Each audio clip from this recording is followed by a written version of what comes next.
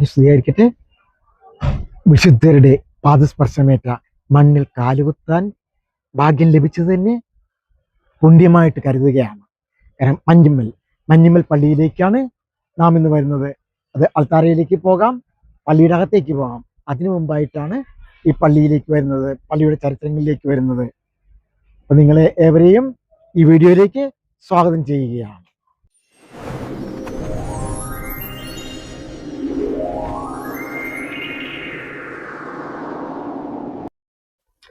ഏവരെയും ദൈവം അനുഗ്രഹിക്കട്ടെ. ഈശംശയ്ക്ക് സ്തുതിയായിരിക്കട്ടെ. മഞ്ഞുമ്മൽ എന്ന പുണ്യഭൂമിയിൽ നിന്നാണ് ഇന്നത്തെ വീഡിയോ തുടക്കമിടുന്നത്. പുണ്യഭൂമി എന്ന് പറയുന്നത് പുണ്യാത്മാക്കളുടെ പാദസ്പർശനം പതിഞ്ഞ ഭൂമി ആയതുകൊണ്ട് മാത്രമാണ്. ധന്യരുടെ, വാഴ്ത്തപ്പെട്ടവരുടെ, വിശുദ്ധ ചവറ കുര്യാക്കോസ്, ഏലിയാസ് അച്ഛൻ്റെ, അങ്ങനെയുള്ള ഒത്തിരി പുണ്യാത്മാക്കളുടെ പാദസ്പർശനം കൊണ്ട് വിശുദ്ധമാക്കപ്പെട്ട മണ്ണ്. അവർ ചെരുപ്പിട്ടല്ല ഇവിടെ നടന്നത്, നിഷ്പാതുകരായാണ്. കർമ്മലിത്ത നിഷ്പാതുക സന്യാസ സഭാംഗങ്ങളുടെ കേന്ദ്രവും ഇവിടെയാണ്. ഞാൻ ആദ്യം മഞ്ഞുമ്മൽ എന്ന സ്ഥലത്തെ പറ്റി പറഞ്ഞു തുടങ്ങട്ടെ. മഞ്ഞുമ്മൽ എനിക്ക് തോന്നുന്നത് കേരളത്തിലെ എല്ലാവർക്കും തന്നെ അറിയാം, മലയാളികൾ എല്ലാവർക്കും തന്നെ അറിയാം. കാരണം മഞ്ഞുമ്മൽ ബോയ്സ് എന്ന സിനിമയിലൂടെ ഈ നാമത്തെ ലോകം കേട്ടിട്ടുണ്ട്. എന്നാൽ ആ സ്ഥലത്തിന്റെ മഹത്വത്തിലേക്കും അത് പ്രശസ്തമായത് എങ്ങനെയെന്നും കൂട്ടി പറഞ്ഞുകൊണ്ട് തുടങ്ങട്ടെ. എറണാകുളം ജില്ലയുടെ പടിഞ്ഞാറ് ഭാഗത്തായി സ്ഥിതി ചെയ്യുന്ന ഒരു കൊച്ചു ഗ്രാമമാണ് മഞ്ഞുമ്മൽ. അത് പണ്ട്, ഇന്ന് അങ്ങനെയല്ല കേട്ടോ. ഇന്നെന്ന് പറയുമ്പോൾ ആ പാടങ്ങളും തോടുകളും കായലുകളും അല്ലെങ്കിൽ ആറുകളും ഒന്നുമല്ല. മഞ്ഞുമ്മൽ എന്നുള്ളത് ഒരു സിറ്റി തന്നെയാണ്. നമ്മളുടെ പല പുണ്യസ്ഥലങ്ങളും പുരാതനമായ ദേവാലയങ്ങളും കായലിന്റെ അല്ലെ കടലിന്റെ അരികിലാണ് അല്ലേ. അപ്പൊ അതുപോലെ പള്ളി, ബസിലിക്കയായ എല്ലാർപാടം പള്ളി, അതെല്ലാം കായലിന്റെ അടുത്താണ്. അതുപോലെ തന്നെയാണ് മഞ്ഞുമ്മലും. നമ്മൾ ഇപ്പോൾ ചെല്ലുമ്പോൾ കരയാണ്. പലപ്പോഴും പോർച്ചുഗീസുകാര് ഈ പള്ളി വയ്ക്കാനായിട്ട് അതിനിവിടത്തെ സെലക്ട് ചെയ്യുമ്പോൾ കംപ്ലീറ്റ് കായലോടോ അല്ലെങ്കിൽ കടലിനോടോ ബന്ധപ്പെട്ടാണ്. പോർച്ചുഗീസുകാർ നാവികരാണ്. പലപ്പോഴും പല രീതിയിലുള്ള ശത്രുക്കൾ വരുമ്പോൾ, കാര്യം ക്രൈസ്തവ സഭയിലേക്ക് വരുന്നത് എല്ലാവരും ചിന്തിക്കുന്നത് ക്രൈസ്തവ സഭയെ ആക്രമിക്കുന്നത് പോർച്ചുഗീസുകാരെ ആക്രമിക്കുന്നത് തുല്യമായിട്ടെന്ന് കരുതുന്ന രീതിയിലാണ്. വളരെ കാലം മുമ്പ് ഈ പ്രദേശത്ത് ഇടതൂർന്ന മഞ്ഞും തണുപ്പും നിറഞ്ഞ ഒരു കാലാവസ്ഥ ഉണ്ടായിരുന്നു. മഞ്ഞ് നിറഞ്ഞ പ്രദേശം എന്ന അർത്ഥത്തിലാണ് മഞ്ഞുമ്മൽ എന്ന പേരുണ്ടായതെന്നാണ് പഴമക്കാർ വിശ്വസിക്കുന്നത്. ഈ ചിലർ പറയുന്നുണ്ട് മഞ്ഞുമലയാണെന്ന്. അവിടെ മല വരേണ്ട ഒരു കാര്യവുമില്ല. പിന്നെ കുന്നുണ്ടായിരുന്നു. ആ കുന്നൊക്കെ ഇപ്പോ നിരത്തി സാധാരണ നിരപ്പായിട്ടുണ്ട്. ഏതായാലും പല പല പേരുണ്ടെങ്കിലും ഇതാവാം അതിൻ്റെ യഥാർത്ഥമായത് എന്ന് കരുതിക്കൊണ്ട് തന്നെ തുടങ്ങുകയാണ്. അവിടെ സ്ഥിതി ചെയ്യുന്ന അവർ ലേഡി ഓഫ് ഇമാക്കുലേറ്റ് കൺസെപ്ഷൻ എന്ന ദേവാലയം, ആ ദേവാലയത്തിലാണ് തുടങ്ങുന്നത്. ഈ ഇമാക്കുലേറ്റ് കൺസെപ്ഷൻ എന്ന് പറയുന്ന പേര് പല പള്ളികൾക്കുമുണ്ട്. അമലോത്ഭവം എന്ന് തന്നെയാണ് അതിന്റെ പേര് പറയുന്നത്. അപ്പൊ അതുപോലെ തന്നെ ചിലർ പറയും അവർ ലേഡി ഓഫ് അസംപ്ഷനും കൺസെപ്ഷനും ഒന്നാണെന്ന്. അസംപ്ഷൻ എന്ന് പറയുന്നത് സ്വർഗാരോപതയായ മാതാവ്, സ്വർഗാരോപണ അല്ല പറയുന്നത്, സ്വർഗാരോപതയായ മാതാവിന്റെ ആണ് assumption, our lady of assumption. Our lady of conception എന്ന് പറയുന്നത് അമലോത്ഭവം. തെറ്റിപ്പോകരുത്. മലയാളത്തിൽ പറയുമ്പോൾ ആർക്കും തെറ്റില്ല, പക്ഷെ ഇംഗ്ലീഷ് പറയുമ്പോൾ തെറ്റും. 1659 മലബാർ വികാരിയത്ത് സ്ഥാപിതമായി. വരാപ്പുഴ, അതായത് വരാപ്പുഴ എന്ന സ്ഥലത്താണ് മലബാർ വികാരിയത്ത് സ്ഥാപിതം. ഈ മലബാർ എന്ന പേര് നമ്മളെ സംബന്ധിച്ചിടത്തോളം ഒരു ജനറലാണ്, എല്ലാവർക്കും അറിയാവുന്നതാണ്. ഈ മലബാർ എന്നുള്ള പേരെങ്ങനെ വന്നു? ചിലർ പറയുന്നത് മലയാണ്, നാടാണ്, അങ്ങനെയൊക്കെ വെച്ചിട്ടാണ് പറയുന്നത്. പക്ഷേ അതിനേക്കാൾ ഉപരി മറ്റൊരു കാര്യമാണ് ഞാൻ ചരിത്രങ്ങളിലൂടെ ആഴ്ന്നിറങ്ങിയപ്പോൾ കിട്ടിയത്. മലയാളം എന്ന വേർഡ് ഫോറിനേഴ്സിന് പെട്ടെന്ന് കിട്ടില്ല. യാളം, രാം എന്ന് കിട്ടാറില്ല. അപ്പൊ അവര് മലയാളം എന്നുള്ളത് മലബാർ എന്നാക്കി, മലബാർ. അങ്ങനെ മലബാർ ആയതെന്നൊരു ചരിത്രം ഒളിഞ്ഞു കിടപ്പുണ്ട്. എല്ലാവരിലും എത്തിയിട്ടുണ്ടെന്നറിയില്ല. അങ്ങനെയാണ് മലബാർ വന്നതെന്നാണ്. മലബാർ വികാരത്ത് വരാപ്പുഴ വികാരിയത്തായി പുനർനാമകരണം ചെയ്തത് 1709 പിന്നീട് 1886 വരാപ്പുഴയെ അതിരൂപതയായി ഉയർത്തപ്പെട്ടു. വരാപ്പുഴയ്ക്ക് ഡബിൾ പ്രൊമോഷൻ ആയിട്ടത്, രൂപതയും അതോടൊപ്പം തന്നെ അതിരൂപതയും രൂപതകളുടെ തലപ്പത്ത് വരികയാണ്. രൂപതകളുടെ മാതാവ് എന്ന് പറയുന്നതിന്റെ ഒരു കാരണം ചിലപ്പോൾ ചില രൂപതകൾ തമ്മിൽ, ഉദാഹരണമായി കൊച്ചി രൂപത പറയുകയാണ്, എങ്ങനെയാണ് വരാപ്പുഴ എങ്ങനെയാണ് രൂപതകളുടെ മാതാവാകുന്നത്? 1557 എന്നാൽ അതിനുശേഷം അതിരൂപതയായത് 1886 അതിരൂപതയായ വരാപ്പുഴ എങ്ങനെയാണ് രൂപതകളുടെ മാതാവാകുന്നത്? ട്രൂലി അത് സത്യമാണ്. കാരണം പഴമയല്ല ഇവിടെ വരുന്നത്, മാതാവാണ്. കാരണം തിരുപതിക്ക് മുകളിലെ അതിരൂപത. അപ്പോൾ ആ രൂപതയുടെ മാതാവ് എന്ന രീതിക്കാണ് അത് പറയുന്നതിനെ പറ്റി തെറ്റിദ്ധരിക്കേണ്ട. That is true. ഇനി നമ്മള് ഇതിലേക്ക് വരികയാണ്, മഞ്ഞമ്മൽ പള്ളിയിലേക്ക്. ഞാൻ ഇത് പറഞ്ഞു മറ്റൊന്നുമല്ല, ആ വരാപ്പുഴ രൂപതയെ പറ്റി ഒന്ന് പറഞ്ഞെന്ന് മാത്രമേ ഉള്ളൂ. എല്ലാം വളരെ ചുരുക്കിയാണ് ഞാൻ പറയുന്നത്. 1876 സെപ്റ്റംബർ 26 ഞാൻ പറയുന്ന അവർ ലേഡി ഓഫ് കൺസംപ്ഷൻ മഞ്ഞമ്മൽ ചർച്ചിന്റെ പണി തുടങ്ങുന്നത്. ഞാൻ ചിന്തിച്ചു, എന്തുകൊണ്ടാണ് സെപ്റ്റംബർ 26 സെലക്ട് ചെയ്തത്? 1876 സെപ്റ്റംബർ 24 സെലക്ട് ചെയ്യായിരുന്നു. കാരുണ്യമാതാവിന്റെ പെരുന്നാളായിരുന്നു, അവർ ലേഡി ഓഫ് റാൻസത്തിന്റെ തിരുനാളായിരുന്നു. അന്ന് സെലക്ട് ചെയ്തില്ല. അപ്പൊ ഞാൻ ചിന്തിച്ചു, അതിന് തൊട്ടപ്പുറത്തേക്ക് വല്ലാർപാടം പള്ളിയിലേക്ക്. അപ്പൊ വല്ലാർപാടം പള്ളിയിലെ തിരുനാളാണ് സെപ്റ്റംബർ 24. അപ്പൊ ഒരുപക്ഷെ അന്ന് അദ്ദേഹം മെലാനോ പിതാവ് വിചാരിച്ചിട്ടുണ്ടാവുകയും അത് വേണ്ട, അതിന്റെ 2 ദിവസം കഴിഞ്ഞ് മതി എന്ന് ചിലപ്പോൾ ചിന്തിച്ചിട്ടുണ്ടാവണം. സെപ്റ്റംബർ 26 പണി തുടങ്ങി, കല്ലിട്ടു. 1892 ഡിസംബർ 4 പൂർത്തിയായി. 1893 ഏപ്രിൽ 8 കുദാശകർമ്മവും നടത്തി. മലോന പിതാവ് തന്നെയാണ് നടത്തിയത്. അതിനും ഒത്തിരി പിന്നോക്കം പോണം ഈ ദേവാലയം പണിതതിന്റെ ചരിത്രത്തിലേക്ക് എത്താൻ. നാം നോക്കി, 1876 തുടങ്ങിയ പള്ളി തീർന്നത് എപ്പോഴാണ്? 1892 93 കുദാശകർമ്മം നടന്നു. അപ്പോൾ അത് എന്തുകൊണ്ടാണ് ഇത്രയും വർഷം, 17 വർഷമാണ് ആ പള്ളി പണിയാനെടുത്തത്? അതിന്റെ ചരിത്രത്തിലേക്ക് നിങ്ങളെ ഞാൻ കൊണ്ടുപോവുകയാണ്. ഒരാളും ഒരു വീഡിയോയിലും പറയാത്ത ചില കാര്യങ്ങൾ ഞാൻ നിങ്ങൾക്ക് നൽകുകയാണ്. ഒരു കംപ്ലീറ്റ് ആയിട്ട് നിങ്ങൾക്ക് തരാനായിട്ടാണ് അതിന്റെ ചരിത്രം കുറേയൊക്കെ മുറിച്ചുകൊണ്ട്.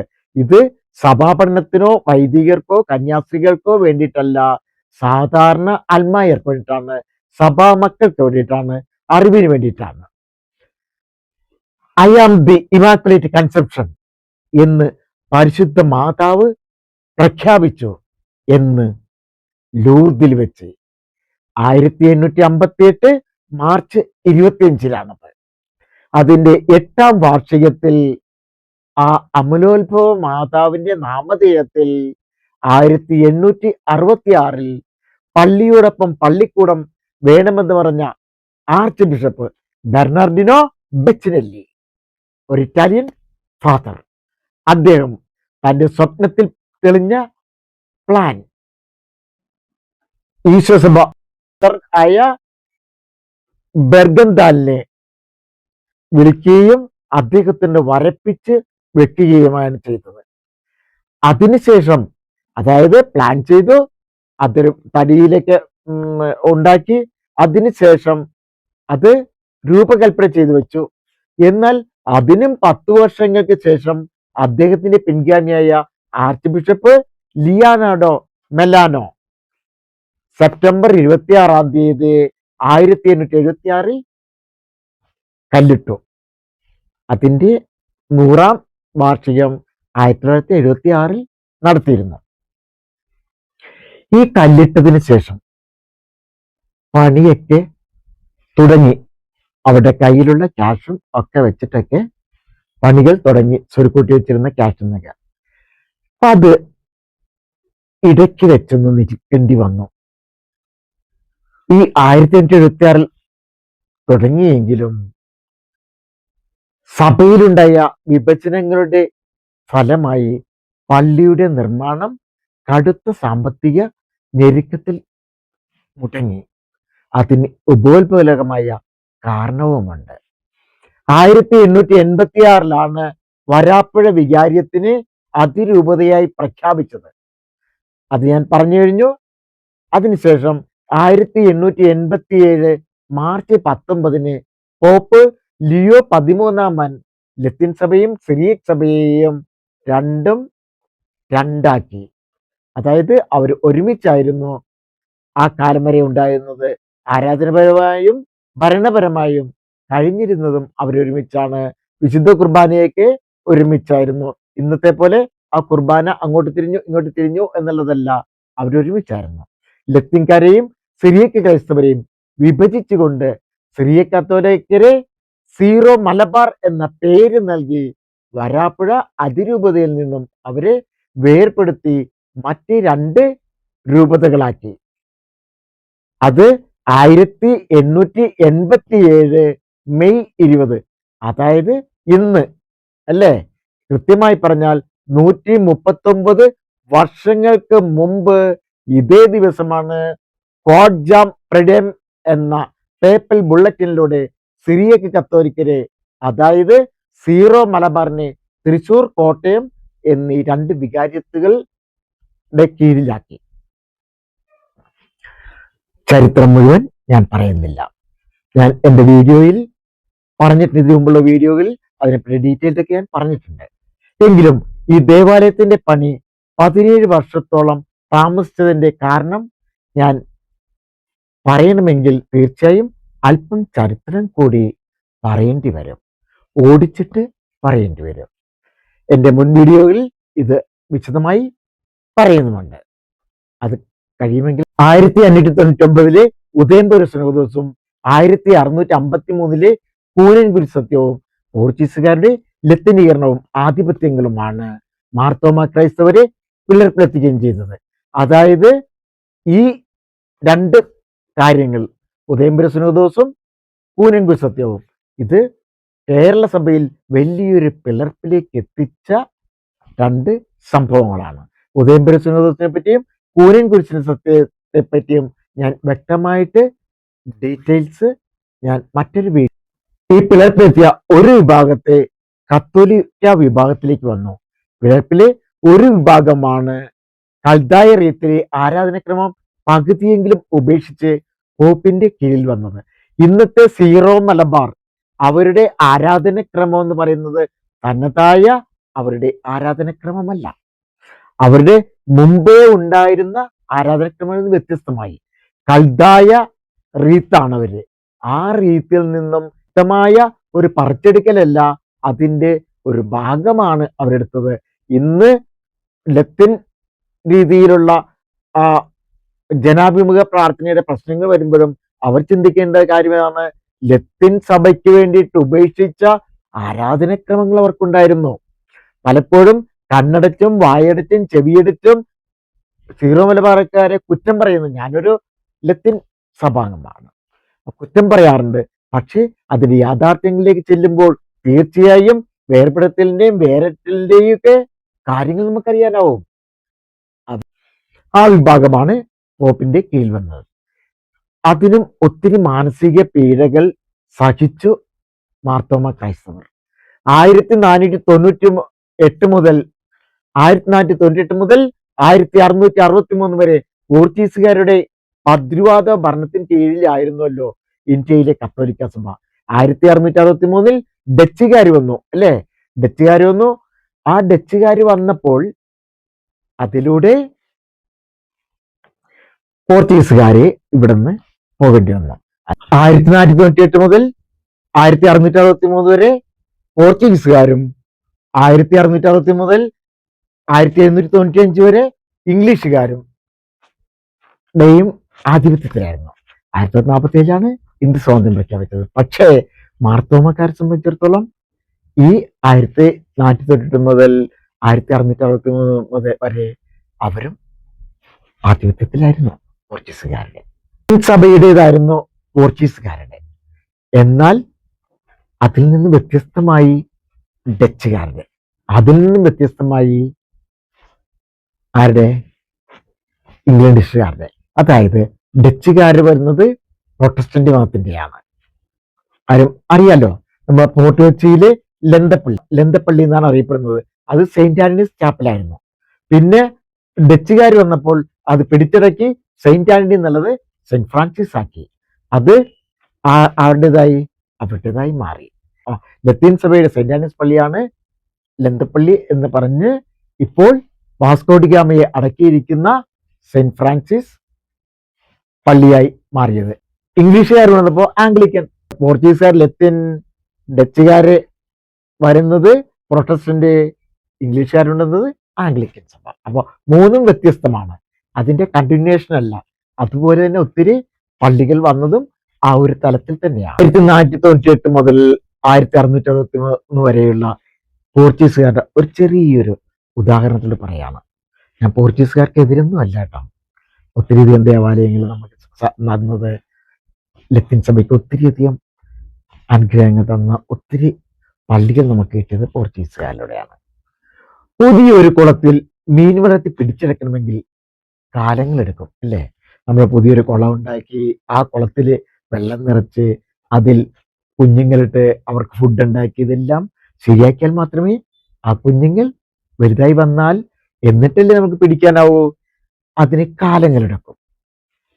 ഇതിനാൽ ഏറെ മീനുകളുള്ള ഒരു കുളം ഉണ്ടെങ്കിലോ അധികം ആയാസപ്പെടാതെ മീൻ പിടിച്ചെടുക്കാം അല്ലേ?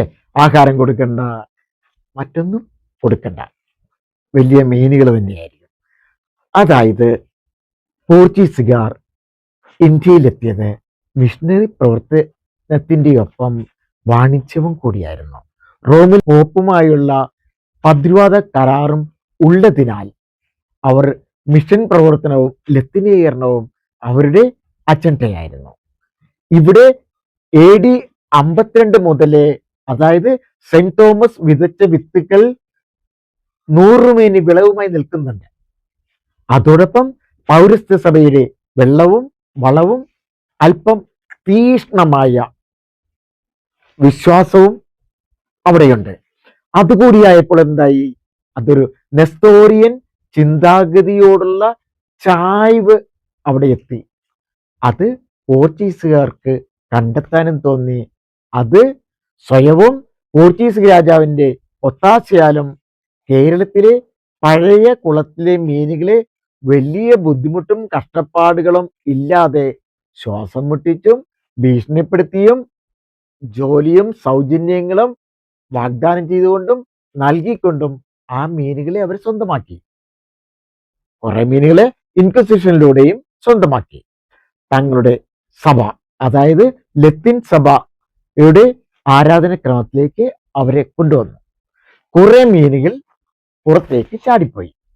അവർ അവരുടെ കുളത്തിൽ അവരുടെ സഭയിൽ തന്നെ നിന്നു.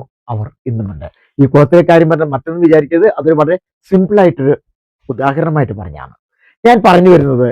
ഈ ദേവാലയത്തിന് കല്ലിടുമ്പോൾ ലത്തീൻ സഭയും സീറോ മലബാർ സഭയും, അതായത് സിറിയക് സഭ, അന്ന് സിറിയക് സഭയാണ്, അതിനുശേഷമായില്ല, 1886 സീറോ മലബാർ എന്ന് വരുന്നത്. സിറിയക് ക്രൈസ്തവരും ഒന്നിച്ചായിരുന്നു. സാമ്പത്തികമായി നല്ല നിലയിലും ആണെന്ന് പറയാം. വരാപ്പുഴ വികാരിയത്തിന്റെ അപ്പോസ്തലിക്കായ ബെർണർഡിനോ ബച്ചിനെല്ലിയുടെ റിപ്പോർട്ടിന്റെ പ്രകാരം, അദ്ദേഹം എഴുതി വെച്ചതിന്റെ പ്രകാരം 1887 മുമ്പ് 104 സിറിയൻ ഇടവകകളും 20 ലത്തീൻ ഇടവകകളും ഉണ്ടായിരുന്നു. ലത്തീൻ ഇടവക എന്നത് പോർച്ചുഗീസുകാരുടെ നേരത്തെ പറഞ്ഞ ആ കുളത്തിന്റെ കാര്യം പറഞ്ഞില്ലേ, ആ ഇടപെടലുകളുടെ ഫലമായിട്ടാണ് ആ 20 ഇടവക ഉണ്ടായതെന്ന് വേണമെങ്കിൽ പറയാം. കടുത്ത സാമ്പത്തികമായ ബുദ്ധിമുട്ടുണ്ടായ സാഹചര്യം ഉണ്ടായത് എന്താണ്? ഈ രണ്ടും രണ്ടായപ്പോൾ, അതായത് ലത്തീൻ സഭയും സിറിയൻ സഭയും രണ്ടായപ്പോൾ ഒത്തിരി സാമ്പത്തിക ഭദ്രതയുള്ള സിറിയൻകാരങ്ങ് മാറി. സഹായിക്കാൻ ആരുമില്ല. പിന്നെ പാവങ്ങളായ കുറെ ലത്തീൻകാരാൻ അതോടുകൂടി പണി നിർത്തിവെച്ചു. 1876 മുതൽ 5 വർഷം ഒരുവിധം പണികൾ മുമ്പോട്ട് പോയി. തൂണുകളും മതിലുകളും ഏതാണ്ട് പൂർത്തിയായെങ്കിലും പിന്നീടുള്ള പണിക്കുള്ള പണം ഇല്ലാതെയായി. ഏതാണ്ട് 10 വർഷക്കാലം ഒരു പണികളും നടത്താനാവാതെ മേൽക്കൂരയും മറ്റുമില്ലാതെ തൂണുകളും ഭിത്തിയുമായി നിന്നു. പിന്നീട് 1891 മാർച്ചിലാണ് പണി വീണ്ടും ആരംഭിക്കുന്നത്, പുനരാരംഭിക്കുന്നത്. സഭാമക്കളും കുറികളും പിടിയേരികളും വൈദികരുടെയും ബിഷപ്പ്മാരുടെയും സാമ്പത്തികമായ സഹായത്താൽ 1892 ഡിസംബർ 4 ബിഷപ്പ് മെലാനോ ദേവാലയം ആശീർവദിച്ചതായിട്ടാണ് പറയുക. ഈ ബിഷപ്പ് മെലാനോയ്ക്ക് 1000 രൂപയൊക്കെ സംഭാവന ചെയ്തു. അതുപോലെ തന്നെ ഈ കുറി നടത്തിയപ്പോൾ ഏതാണ്ടോ 10,000 രൂപയോളം അവർ കളക്ട് ചെയ്യാന്ന് വിചാരിച്ചു. പക്ഷെ 4,080 രൂപ കളക്ട് ചെയ്യാൻ പറ്റുള്ളൂ. അത് വെച്ചിട്ട് കണ്ടിന്യൂ ചെയ്തു. ഒത്തിരി പേര് സഹായിച്ചു. ഒത്തിരി ഇടവകകൾ, ലത്തീൻ ഇടവകകൾ സഹായിച്ചു. സിറിയൻ ഇടവകകൾ മാറി നിന്നല്ല പറയുന്നത്, അവരും സഹായിച്ചു. അവരിലൂടെയാണ് ഈ തരത്തിലേക്ക് എത്തിയത്. Our lady of Mount Carmel and Saint Joseph's ആണ്. പിന്നെ ഇത് Our lady of Immaculate Conception. ഈ രണ്ട് പള്ളിയും തമ്മിൽ പലർക്കും തെറ്റിപ്പോകാൻ വഴിയുണ്ട്. Our lady of Mount Carmel and Saint Joseph എന്ന് പറയുന്നത് ബസിലിക്കയാണ്. എന്നാൽ അവർ ലേഡി ഓഫ് കൺസംഷൻ എന്ന് പറയുന്നത് ബസിലിക്കയല്ല. രണ്ടും ചരിത്ര പ്രാധാന്യമുള്ള പള്ളിയാണ്. ആ പള്ളിയെ പറ്റി ഞാൻ വിശദമായി നൽകുന്നുണ്ട്. 2024 ജനുവരിയിലാണ് റിനോവേഷൻ വർക്ക് തുടങ്ങുന്നത്. അതിന് മുമ്പ് വരെ തറയോടുകളും അതുപോലെ തന്നെ കുമ്മായമായിരുന്നു ചുവരുകള്, അത് മേൽക്കൂര പട്ടികയായിരുന്നു. ആ സ്ഥാനത്ത് റിനോവേഷൻ നടത്തി. ഉള്ളിലും ഒത്തിരി റിനോവേഷൻ നടത്തി. അതിനെപ്പറ്റിയുള്ള വിശദ വിവരങ്ങൾ ഞാൻ അടുത്ത വീഡിയോയിൽ തരാം. ഇതുവരെ ചരിത്രങ്ങളാണ് പറഞ്ഞത്. ഇനി പള്ളിയുടെ ഉള്ളിലേക്കാണ് നാം കയറുന്നത്. 1976 സെപ്റ്റംബർ 26 സെന്റിനറി നടത്തി. ഏതിന്റെ? കല്ലിട്ടതിന്റെ. 1992 ഡിസംബർ 4 മറ്റൊരു സെന്റിനറി നടത്തി. അതായത് ബ്ലെസ്സിങ് നടത്തിയതിന്റെ 100ാം വർഷം. 2024 സെപ്റ്റംബർ 26 റിനോവേഷന്റെ ബ്ലെസ്സിങ് നടത്തി. ബഹുമാനപ്പെട്ട right reverend doctor Joseph Kalathiparambil archbishop ആ മംഗളകർമ്മവും നടത്തി. 7 മാസം നീണ്ട, അതായത് 2024 ജനുവരിയിൽ തുടങ്ങിയ റിനോവേഷൻ വർക്ക് 7 മാസം കൊണ്ട് തീർത്തു. അത് ഭയങ്കര അത്ഭുതമാണ്. വളരെ വേഗത്തിലാണ് അവര് ചെയ്തത്. കാരണം കൃത്യമായ ഒരു ദിവസം അതിനായി അവർ കാൽക്കുലേറ്റ് ചെയ്തുകൊണ്ടാണ് വളരെ ഭംഗിയായി നടത്തിയത്. പഴമയ്ക്ക് യാതൊരുവിധ ഭംഗം വരാത്ത രീതിയിൽ അൾത്താര അതേപോലെ നിർത്തിക്കൊണ്ട് തന്നെ അതേ ഭംഗിയിൽ, അതേ പഴമയിൽ, അതേ ചാരുതയിൽ. ഫാനുകൾക്കും മറ്റൊക്കെ വ്യത്യാസം വന്നു എന്നൊക്കെ മാത്രമേ ഉള്ളൂ. എങ്കിലും ഞാൻ ഇതിന് പുറംഭാഗത്തെ കാര്യങ്ങളും ചരിത്രങ്ങളുമാണ് ഞാൻ നിങ്ങൾക്കായി തരുന്നത്. ഇനി തരുന്നത് അതിനുള്ളിലേക്കാണ്. അതിനുള്ളിൽ മോടി പിടിപ്പിച്ച കാര്യങ്ങൾ മാത്രമല്ല, അതിനുള്ളിൽ നിന്ന് ഒത്തിരി കാര്യങ്ങൾ ചെയ്യാറുണ്ട്. അൾത്താരയിൽ നിന്ന് ഒത്തിരി അറിയാറുണ്ട്. അതുപോലെ അതിൽ ഒരു ക്രിപ്റ്റ് ഉണ്ട്, സിമിട്രി ഉണ്ട്, അണ്ടർഗ്രൗണ്ട് സിമിട്രി. 13 പേരോളം അടക്കിയിരിക്കുന്ന സിമിട്രി. 1924 ഏപ്രിലിന് ശേഷം മൂടാതിരുന്നത്. അത് ബെനഡിക്റ്റിൻ 15 പറഞ്ഞതിന് ശേഷമാണ് പള്ളികളിൽ ബിഷപ്പ്മാരുടെയോ സംസ്കാരം നടത്താതിരിക്കുന്നത്. അപ്പൊ അതിന്റെ എല്ലാ കാര്യങ്ങളും, പള്ളിയുടെ എല്ലാ കാര്യങ്ങളും, അൾത്താരയിലുള്ള ഓരോ കാര്യങ്ങളും ഞാൻ നിങ്ങൾക്ക് നൽകും. ആയതിനാൽ അടുത്ത വീഡിയോയിൽ നമുക്ക് വീണ്ടും കാണാം. ഏവരെയും ദൈവം അനുഗ്രഹിക്കട്ടെ. പരിശുദ്ധ ദൈവമാതാവിന്റെ മാധ്യസ്ഥം വഴി ക്രിസ്തുവിന്റെ അനുഗ്രഹം നിങ്ങൾക്ക് കിട്ടും. അവരുടെ ഇമാക്കുലേറ്റ് കൺസെപ്ഷൻ അമലോത്ഭവ മാതാവ് നമ്മൾക്കൊപ്പമുണ്ട്, നമ്മോട് ചേർന്നുണ്ട് എന്ന് പറഞ്ഞുകൊണ്ട് അപേക്ഷിച്ചുകൊണ്ട് നിർത്തിയാണ്. നെക്സ്റ്റ് വീഡിയോയിൽ മഞ്ഞുമ്മൽ പള്ളിയുടെ ഉൾഭാഗത്തേക്ക് നമ്മൾ പോവുകയാണ്. ഉൾഭാഗത്തെ കുറെ കാര്യങ്ങൾ നിങ്ങൾക്ക് നൽകാനുണ്ട്. വീണ്ടും നമുക്ക് കാണാം. മഞ്ഞുമ്മൽ പള്ളിയുടെ ഉൾഭാഗത്തേക്ക് നമുക്ക് പോകാം. അതോടൊപ്പം തന്നെ തൊട്ടടുത്തിട്ടുള്ള മഞ്ഞുമ്മൽ ധ്യാന കേന്ദ്രത്തിലേക്കും പോകാം. ഈ വീഡിയോ നിങ്ങൾക്ക് ഉപകാരപ്രദമായെന്ന് തോന്നിയാൽ മറ്റുള്ളവർക്കും കൂടെ ലഭിക്കുവാൻ ഷെയർ ചെയ്യാൻ മറക്കില്ലല്ലോ. ഇനിയും ഇതുപോലെയുള്ള വീഡിയോകൾ ലഭിക്കുവാനായി സബ്സ്ക്രൈബ് ചെയ്തിട്ടില്ല എങ്കിൽ സബ്സ്ക്രൈബ് കൂടെ ചെയ്യണേ.